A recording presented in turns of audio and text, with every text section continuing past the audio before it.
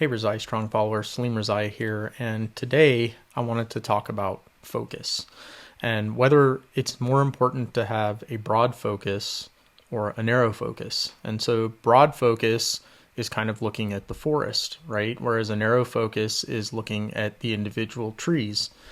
And because of my perfectionism, I've tended to focus more on the narrow and not spend quite as much time on the broad. And so for others out there who are also having this issue, or the other way around, you just keep looking at the forest and not paying attention to the trees, I think this is an important thing to kind of consider. And so we're going to talk about that. Broad versus narrow. Is there one that's better? So when you think about a broad focus, it's important to realize that you're looking at your overall goal. It's giving you kind of a direction. It's giving you potential solutions. And so by having a broad view, you kind of are being innovative, you're being imaginative, you're being creative.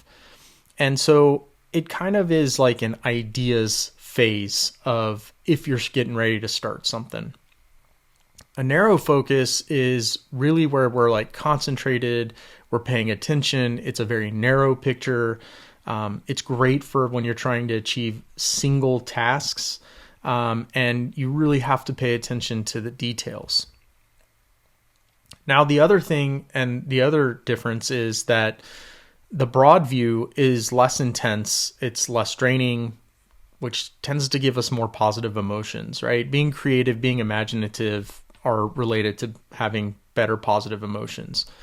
Being narrow is super intense. It's a huge bandwidth on the brain and it's more draining. And so that over a long period of time can increase negative emotions. So what's the solution here for each of these? Well, for me, for when I want to be creative and imaginative and have that broad view, it's taking walks in nature, right? And just being out, not connected to technology, expands my perspective. I sometimes get new ideas, which is always interesting when my brain's trying to connect dots. I think of new challenges and new things that I want to do. And then also it lets me kind of embrace the experience in terms of where I started, where I am, and where I'm headed. When I really need to get things done, though, I tend to have a more narrow perspective, and that's usually locking myself in a quiet room. It really helps me ultra focus with blinders on. I kill all my push notifications, any type of distractions that might come up.